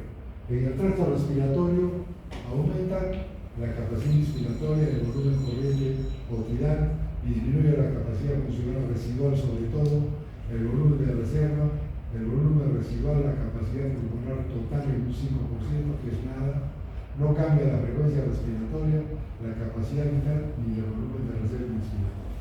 La siguiente, es lo mismo, la siguiente. Veamos qué pasa a nivel del aparato urinario. Les diré primero que nada que hablar de las adaptaciones fisiológicas o de la fisiología del embarazo son textos de varios tomos. O sea, esta es una clase inmensa. Así que no se agoten, no se cansen, chicos. A nivel de los riñones hay el aumento del tamaño de los riñones hasta de 1 centímetro, sobre todo en el lado izquierdo, ¿no? Aumenta la vascularización, aumenta el espacio urinario muerto por dilatación de los cálices, de las pelvis y de los uréteres. Hay una dilatación pielocalicial, ¿ya?, que puede alcanzar, dice, en el lado derecho, la pelvis hasta 15 milímetros de diámetro, y en el lado izquierdo hasta de 5 milímetros. Pero fíjense en los uréteres, por efecto de la progesterona, porque es músculo liso. ¿Y qué pasa? ¿Qué cosa hace la progesterona con el músculo liso? Lo relaja. Los vasos sanguíneos, ¿qué tienen? Músculo liso, y lo relaja. ¿Y qué tiene, que se llama la vía urinaria? Músculo liso. Lo relaja, obviamente, ¿no? Entonces, ¿qué es lo que va a pasar? Va a haber una dilatación. Y fíjense, los uréteres pueden llegar a tener hasta 2 centímetros de diámetro. Entonces, ¿qué favorece esto? Una éstasis urinaria. Y además puede haber reflujo vésico ureteral.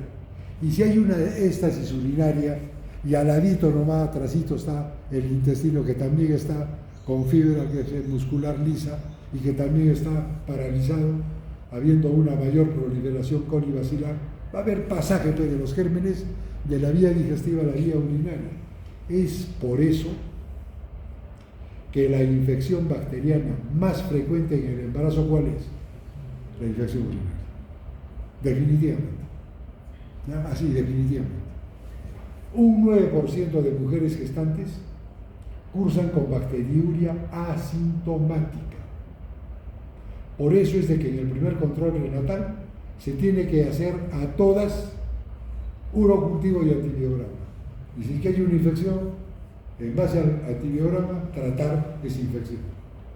Que pasen 3 o 4 días, repetir el cultivo, sale negativo, bien. Sale positivo, nuevo urocultivo con antibiograma, hasta que sea negativo el urocultivo. Ahora, tratamos la infección. Y si es que hay factores que favorecen la infección, ¿qué va a pasar? Que la infección no se va a quedar en el tracto urinario bajo, va a subir a la pelvis y a los riñones. ¿Y qué va a hacer? Una pielonefritis. ¿Y qué va a hacer? Un shock séptico. ¿Y qué va a hacer? Va a matar a la persona. Por eso es importante que nosotros siempre hagamos, miramos todos los exámenes referidos a la orina, examen completo de orina. Y si es patológico, si es primer control, a todas sin excepción urocultivo cuantitativo con antibiograma y tratar la infección en base al germen y al antibiograma. ¿De acuerdo? Eso es definitivo. Entonces, ya hemos dicho de que además, ¿qué puede pasar? Puede pasar que la vejiga, a nivel de la vejiga, el trígono vesical, se eleve, y esto ¿a qué puede conducirnos? A incontinencia urinaria. O sea, en el embarazo puede haber incontinencia urinaria, pero después del embarazo esto se corrige y desaparece la incontinencia urinaria. ¿Ya? Disminuye la capacidad de la vejiga, ¿por qué? Porque la está comprimiendo el útero, pues. No deja que se llene bien la vejiga. Entonces, ¿qué va a pasar con la mujer? Va a tener polaquiuria, mixturia, pero lo que no debe de tener es disuria, eso es patología. Puede haber a veces incontinencia, microhematuria por compresión, ¿no? Por acción mecánica, así. Entonces, resumiendo, aumenta el flujo plasmático renal en un 50 a 70%. Aumenta la tasa de filtración glomerular en un 50%. Si aumenta la filtración glomerular, ¿qué puede pasar con los cuerpos nitrogenados? ¿Aumenta o disminuye?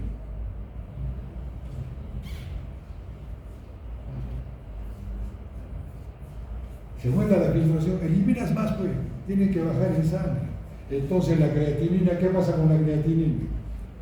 Normal es hasta 1.1 por miligramos por decilitro, pero en el embarazo no debe pasar de 0.8. Si tenemos una gestante con la creatinina en 0.9 o más, ya es patología. Ahora, como se tiene que eliminar a través del riñón también proteínas, en una mujer no gestante es normal que en orina de 24 horas hay una proteinuria hasta de 150 miligramos en 24 horas. ¿Ya? Pero en una gestante puede ser hasta 300. Pero si está por encima, es patología.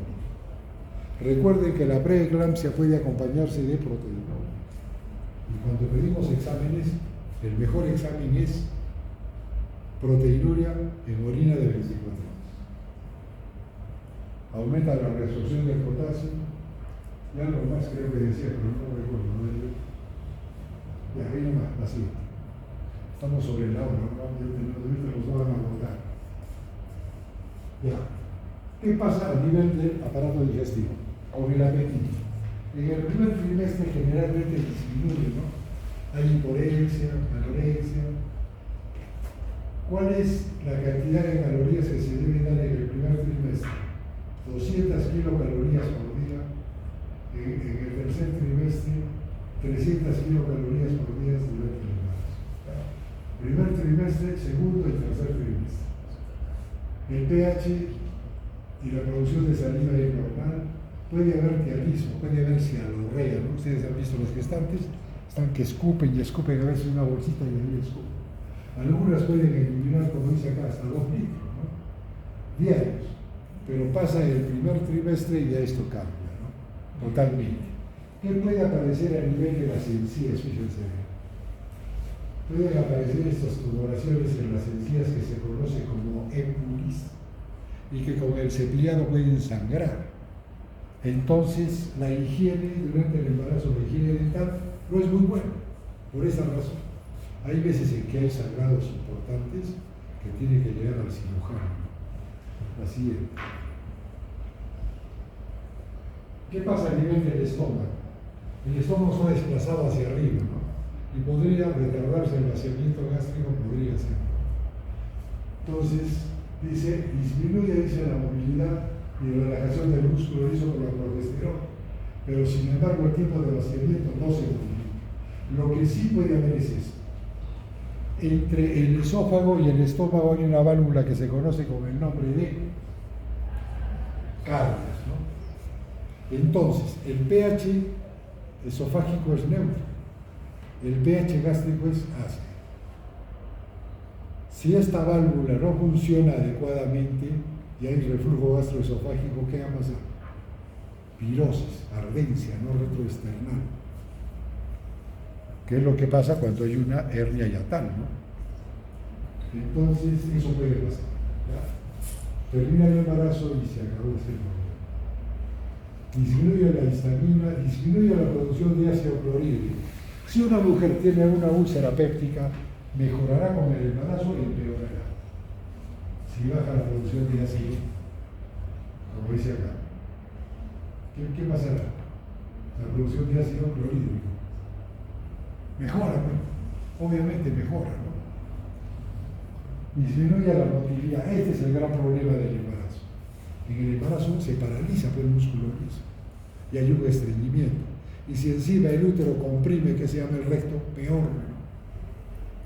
Entonces, recomendar a la mujer gestante que coma mucha fibra, que haga ejercicio, líquidos, para favorecer y evitar, para favorecer que se llama la digestión y evitar el estreñimiento. Y el estreñimiento, ¿qué puede acompañarse? Con la compresión del útero sobre los vasos hemorroidales. ¿A qué nos puede conducir? A las hemorroides. Entonces, una mujer que tiene más embarazos es una candidata ¿a qué? A hacer más hemorroides. ¿Sí? En el intestino, ya la siguiente. ¿Qué pasa en el hígado? El hígado no sufre mayores cambios, ni anatómica ni funcionalmente. Dice, por ejemplo, cuando encontramos las avenidas vasculares que elegimos las telangiectasias, eran simplemente por efecto estrogénico, ¿no? En las palmas de las manos. Disminuye la albúmina y las proteínas grandes por hemodilución. En realidad no disminuye, solo por hemodilución. Aumenta la fosfatasa alcalina 2 a 3 veces en el tercer trimestre porque tiene efecto ocitoso. A nivel de las enzimas, fíjense, no se modifica. Las transaminasas, la gamma-glutamil transfectidasa y las bilirrubinas deben permanecer en niveles normales. La aminopeptidasa inducida por el embarazo dice tiene actividad contra la oxitocina y puede aumentar, y a veces cuando aumenta en exceso puede llevarnos a una diabetes insípida. Esto es excepcional. La siguiente. ¿Qué pasa a nivel de la vesícula? Como también es músculo liso, se retarda su evacuación, se retarda la circulación de la bilis. Y la bilis es elemental para el metabolismo de los lípidos. Entonces, no es muy conveniente que en la dieta de la mujer gestante se ingiera mucho líquido. Ahora, ¿qué pasa? Fíjense, el vaciamiento se retarda, se duplica el volumen en ayunas a nivel de la vesícula. Si tenemos un remanso en la bilis a nivel de la vesícula y hay incremento de los lípidos, ¿qué va a pasar? Se va a incrementar la formación de cálculos.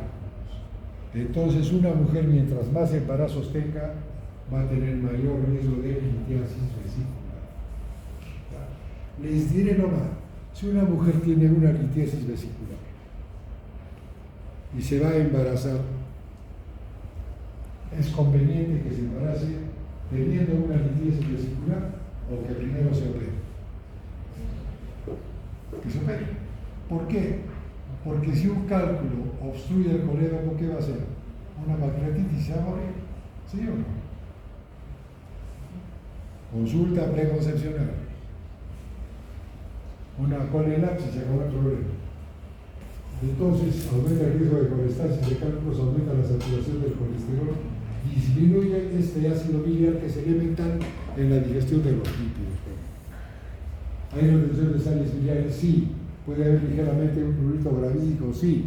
Pero si tenemos una mujer en el tercer trimestre del embarazo que tiene mucho prurito y sobre todo nocturno y que no lo puede controlar, cuidado. Puede ser que no solo sea esta colestasis que es muy leve, sino puede ser una colestasis intrahepática y que si no se corrige y se termina el embarazo ya, puede matar al feto. Recuerden, colestasis intrahepática, la siguiente. ¿Qué pasa a nivel de la hipófisis? Esta es la glándula más importante en el embarazo, ¿no? ¿Que tiene que ver con qué? Con la lactancia. Si normalmente los niveles de, ¿qué se llama?, de prolactina no deben superar los 25 nanogramos por mililitro, En el embarazo puede llegar hasta 150. Tiene que ver con el desarrollo de la mama y con la lactancia. Por eso su función, fíjense, aumenta de tamaño la hipófisis en un 135%.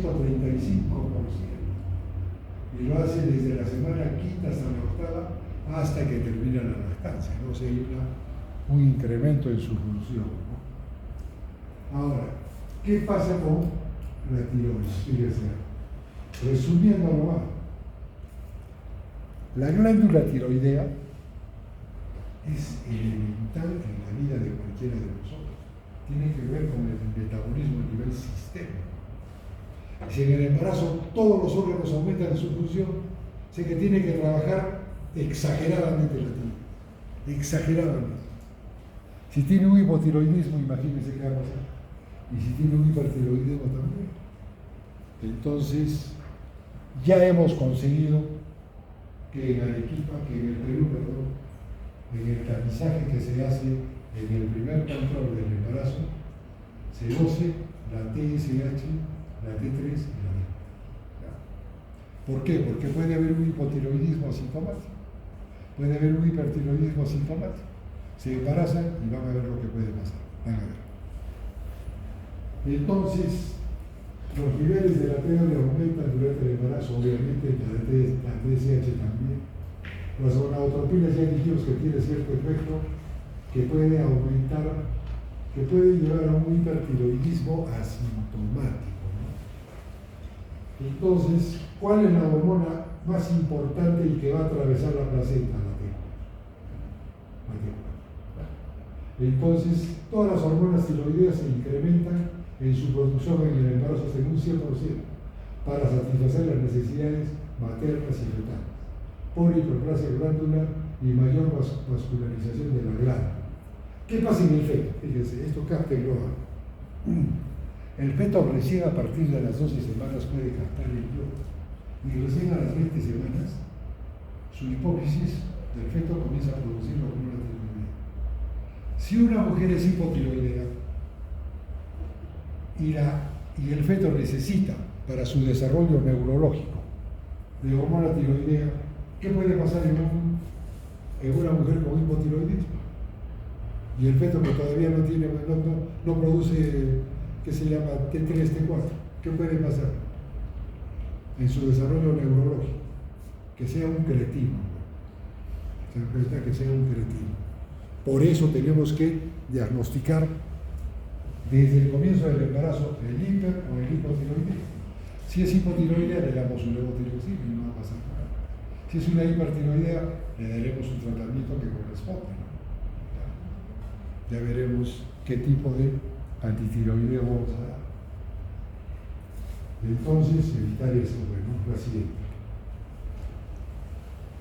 En relación con la glándula paratiroidea, ya resumiendo nomás porque ya estamos sobre la...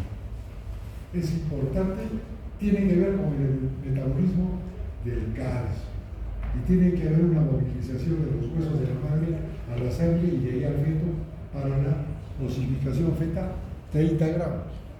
Tiene que haber una mayor captación del calcio a nivel intestinal, favorecido, como sabemos, por la vitamina D, que salga al solcito y ahí está la vitamina D, que pasee, que camine, que reciba el sol, su vitamina D, que va a favorecer la absorción del calcio y además, desde las 14 semanas en adelante, dar, ¿no?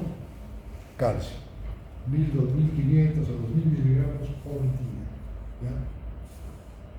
Entonces, esa es la función más importante de la glándula paratiroidea, la siguiente. ¿Qué pasa a nivel de las glándulas suprarrenales? Tanto a nivel de la corteza como de la médula se producen hormonas. Y ambas partes de estas glándulas van a elaborar sus hormonas en un nivel muchísimo más alto. Cortisol, ¿no? Acá como dice, ¿no? Desoxicorticosterona, que es el corticoide más potente, fíjense, en el primer trimestre, aumenta concentraciones hasta de 1500 picogramos por mililitro. O sea, es un incremento inmenso. El cortisol igualito. La concentración de esa hormona que es la corticotropina aumenta, obviamente. entonces hay un aumento del cortisol en el plasmático, del cortisol plasmático definitivamente. Entonces, por ejemplo, ¿por qué tiene que aumentar el cortisol? ¿Qué función tiene a nivel del feto? Maduración pulmonar, maduración encefálica, maduración del aparato digestivo. Entonces es elemental. Y si una mujer tiene alguna insuficiencia a nivel de esas glándulas, tiene que recibir la hormona. Tiene que recibir la hormona. La siguiente. La siguiente. Ya no se duerman, no se cansen, que ya también estoy cansado, pero faltan 2 diapositivas. 2, 3. ¿Qué pasa acá a nivel de la columna vertebral? Fíjense cómo es la columna sin embarazo, fíjense cómo se va doblando y cómo se va doblando y aparece un incremento de la lordosis dorsolateral. Entonces, ¿no? La mujer, si crece el abdomen y va a caminar, se va a caer, ¿cierto? Entonces, ¿qué tiene que hacer para caminar? Camina aperturando su base de sustentación y camina como pato y lleva la espalda para atrás y aumenta esta lordosis y aparecen los dolores dorsolumbares hasta en un 75% de gestantes, ¿no? Pero eso es normal, ¿ya? Además, en la columna cervical también aumenta porque también inclina la cabeza. ¿Y esto qué puede traer consigo? Compresión de los nervios que van a las manos, a los antebrazos, y pueden aparecer parestesias que van a desaparecer después de... Son cambios transitorios que se pueden dar. La siguiente. Algo que también es importante señalar, hagan retroceso. Hay laxitud de los ligamentos a nivel del pubis y a nivel de las articulaciones sacroiliacas. Pubis se relaxa, se separan, ¿no? Que se llama, los huesos se separan ligeramente y a nivel de las articulaciones sacroiliacas también, para aumentar los diámetros de la pelvis en el momento del parto. ¿Ya? Así. Como pueden ver, todo el cuerpo de la mujer sufre cambios. Todo el cuerpo de la mujer. ¿Qué pasa en el sistema nervioso central? Que desde las 12 semanas hasta los 2 primeros meses del posparto, problemas en la atención, en la concentración, en la memoria, durante el embarazo y puerperio temprano, dificultad para conciliar el sueño, despertares frecuentes, menos horas de sueño nocturno, menos eficiencia del sueño. ¿Por qué? Por el estrés. Tiene que despertarse porque la guagua llora, tiene que despertarse porque le choca su control, tiene que despertarse porque tiene que ir a trabajar, tiene que cocinar, etcétera, etcétera. Así. Por eso mis respetos a las señoritas, futuras madres, mis respetos.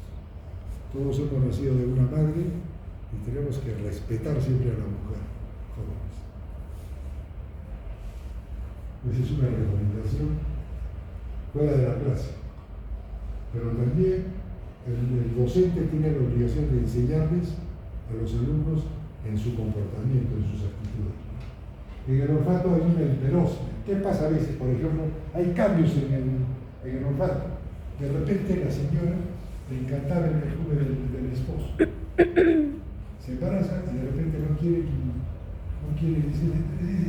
ese olor le molesta. Y de repente si el esposo no se da cuenta lo bota, pero no entra. Pero eso no es que la madre esté fingiendo, eso es normal. Por ejemplo, en el apetito, hay mujeres que les da por comerse la tierra y están rascando las paredes y sacando la tierra, quirofagia. Eso puede pasar en el embarazo, puede pasar en el embarazo. En la visión, ¿qué puede pasar? La visión se puede hacer algo borrosa, puede haber problemas en el enfoque de los objetos, puede disminuir la presión intraocular, el engrosamiento de la córnea, pero son vicios que pueden alterar la visión ligeramente. ¿Ya? Cuando ya hay un compromiso importante de la visión, eso ya no depende en estricto del embarazo. En la audición mayormente no hay muchos cambios. Los sonidos pueden ser muy molestos, sobre todo para el feto. A ver, una señora estaba gestando y a las 5 de la mañana venía el señor que vende cama y tocaba su correo. La señora estaba con 7 meses de embarazo. Entonces ella se despertaba y sentía que el niño la pateaba. Pasa el tiempo, da luz y sigue viniendo el señor que vende pan a las 5 de la mañana. Y entonces se despertaba el niño y gritaba, lloraba. ¿Qué significaba? Que ese niño escuchaba, ¿no? Escuchaba. Y que era un ruido incómodo. Entonces, en relación con el gusto también hay cambios, ya disminuye, ¿qué se llama? Dice aumenta la salivación y disminuye el reconocer ciertos sabores. Aumenta la producción del ácido clorhídrico igual también y adquiere, ¿qué se llama? A nivel oral un sabor metálico la madre. En cuanto al tacto, aumenta la sensibilidad, o sea que es más sensible el tacto al calor o a cualquier superficie aguda, etcétera, etcétera, ¿no? La siguiente. Bien, jóvenes, el objetivo más importante en un embarazo es conseguir una madre así, feliz y sana, ¿ya? Y conseguir un recién nacido así, feliz y sano. Gracias, jóvenes. Vamos a ver.